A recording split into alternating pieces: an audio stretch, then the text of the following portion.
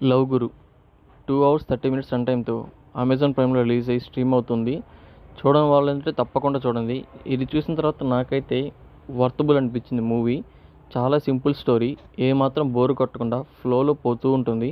దీనికి main plus Vijay Antony గారనైతే చెప్పొచ్చు. ఆయన స్టోరీ సెలక్షన్ గానీ, తీసే విధానం గానీ, ఆయన మ్యూజిక్ డైరెక్షన్‌కి గానీ పర్సనల్‌గా అయితే చాలామంది ఫ్యాన్స్ ఉంటారు. 'లవ్ గురు' సినిమాకొస్తే ఆయన హీరోగా మరియు ఈ మూవీకి ఎడిటింగ్ కూడా ఆయనే చేశాడు. ఫ్యామిలీతో పాటు ఎంటైర్‌గా అందరూ కలిసి చూడొచ్చు. అడల్ట్ కంటెంట్ అయితే ఏమీ లేదు. ఫస్ట్ ఆఫ్ ఆల్ ఈ మూవీని చూద్దాం అని ఫిక్స్ అయిన వాళ్ళు ఎవరైనా ఉంటే ఈ వీడియోని ఇక్కడితో స్టాప్ చేసేయండి. లేదు విన్నా పర్లేదు అనుకున్న వాళ్ళైతే వీడియోని కంటిన్యూ చేయొచ్చు. సో బేసిక్‌గా స్టోరీ ఏంటంటే విజయ్ ఆంటోనీ గారు ఫ్యామిలీ రెస్పాన్సిబిలిటీ వల్ల మలేషియాకెళ్ళి అక్కడే వర్క్ చేసుకుంటూ ఫైనాన్షియల్ ప్రాబ్లమ్స్ అన్నీ క్లియర్ చేసేటప్పటికి తన ఏజ్ 35 అయిపోతుంది పెళ్లి కాకుండానే. తనకి లవ్ చేయాలనే ఫీలింగ్ మాత్రం అలాగే ఉండిపోద్ది. అందుకే ఇంట్లో వాళ్ళు ఎన్ని సంబంధాలు తీసుకొచ్చినా కూడా తనకి లవ్ ఫీలింగ్ వస్తేనే చేసుకోవాలని అయితే ఫిక్స్ అవుతారు. అటువంటి సిచ్యువేషన్స్‌లోనే హీరోయిన్‌ని చూసి కనెక్ట్ అవుతారు. సో, ఇంట్లో వాళ్ళతో మాట్లాడి బేసిక్‌గా హీరోయిన్ కూడా వాళ్ళ బంధువులే కాబట్టి పెళ్ళైతే అయిపోతుంది. సో, అక్కడ ట్విస్ట్ ఏంటంటే హీరోయిన్ ఏంటంటే సిటీలో హైదరాబాద్‌లో ఉంటూ సినిమాలో హీరోయిన్ ఛాన్స్ కోసం ట్రై చేస్తూ ఉంటుంది. అలాగే తన ఫ్రెండ్స్ కూడా ఒకరు డైరెక్టర్‌గా, ఒకరు కెమెరామ్యాన్‌గా, ఇంకొకరు స్టైలిస్ట్‌గా మూవీస్‌లో ఛాన్సెస్ కోసం ఎదురు చూస్తూ ఉంటారు. సో, అలాంటి టైంలో హీరోయిన్‌కి హీరోతో పెళ్ళైపోతుంది. హైదరాబాద్‌కొచ్చి మూవీస్‌లో యాక్ట్ చేయడానికి ఛాన్సెస్ కోసం పెళ్ళైపోతేనే బెటర్ అని హీరోతో ఏం చెప్పకుండా పెళ్లి చేసుకునేసి హైదరాబాద్‌కొచ్చేసిన తర్వాత వాళ్ళ ఫ్రెండ్స్‌తో పాటు ఇంట్లో ఉంటుంది. అక్కడి నుంచి హీరోతో అసలు మాట్లాడడం గానీ, ఎటువంటి కాంటాక్ట్ ఉండదు. ఫ్రెండ్స్ మాత్రం హీరోతో కాంటాక్ట్‌లో ఉంటారు. ఒకే ఇంట్లో ఉంటున్నారు కాబట్టి. హీరో మాత్రం వాళ్ళందరికీ బాగా హెల్ప్ చేయాలనుకుంటాడు. తన వైఫ్‌కి కూడా ప్రాబ్లమ్ ఏంటో కనుక్కొని హెల్ప్ చేద్దామని ట్రై చేస్తూ ఉంటాడు. తన భార్య తనతో మాట్లాడట్లేదని సో, హీరో ఏం చేస్తాడంటే వేరొక నంబర్ నుంచి హీరోయిన్‌కి ఫోన్ చేసి తనకు చాలా పెద్ద ఫ్యాన్ అని చెప్పేసి యాక్టింగ్ చేస్తే బాగుంటుందని చెప్పేసి మాట్లాడి విక్రమ్ అనే పేరుతో ఫ్రెండ్‌గా పరిచయం అవుతాడు. భర్తగా దగ్గర కాలేకపోయినా ఒక ఫ్రెండ్‌గా అయినా దగ్గర అవ్వచ్చు. తన గురించి తెలుసుకోవచ్చు అనే ఉద్దేశంతో ఇలా చేస్తుంటాడు. ఈ లైన్ చెప్పంగానే మీ అందరికీ ఒక 'షారుఖ్ ఖాన్' మూవీ అయితే ఐడియా వచ్చుంటది. నాకు కూడా చూడంగానే మైండ్‌లోకి అదే వచ్చింది. అలా ఛాన్సెస్ కోసం ఎదురు చూస్తున్న వాళ్ళ భార్యకి ఒక ప్రొడ్యూసర్ అయితే అవకాశం ఇస్తాడు కానీ తను తప్పుగా మాట్లాడడంతో హీరో వెళ్ళి కొడతాడు. ఇంకా ఫైనల్‌గా తనే ప్రొడ్యూస్ చేస్తా అని చెప్తాడు.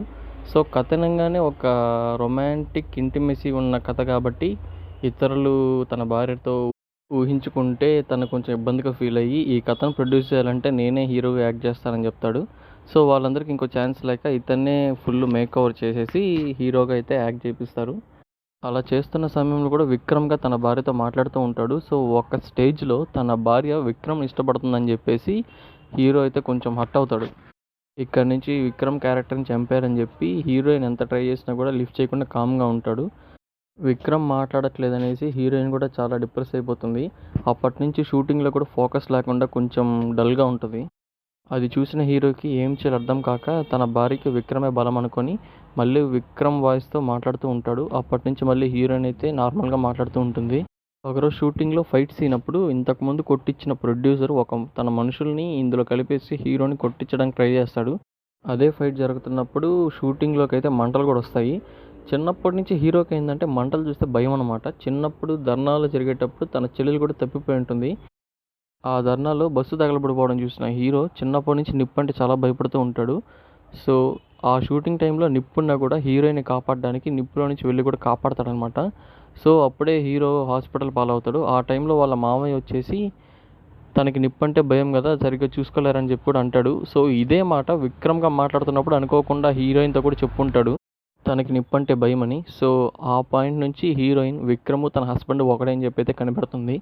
సో, ఫైనల్‌గా సినిమాలో షూటింగ్‌లో కోర్ట్ సీన్ వచ్చినప్పుడు వాళ్ళిద్దరూ రియల్‌గా మాట్లాడుకుంటారు.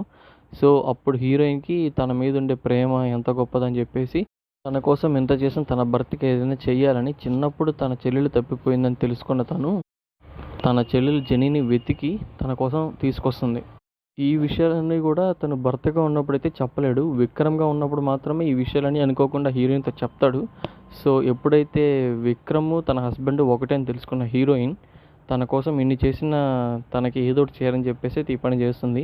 సో, ఫైనల్‌గా అయితే హీరో, హీరోయిన్ అయితే కలిసిపోతారు. ఇదే మూవీ. సో, నేను ఓవరాల్‌గా చెప్పాను. బేసిక్‌గా సీన్స్ అయితే చాలా బాగుంటాయి ఈ మూవీలో చూసేటప్పుడు. సాంగ్స్ అంత గొప్పగా అనిపించలేదు గానీ, సాంగ్స్ అపార్ట్ మూవీ అయితే చాలా బాగుంటుంది.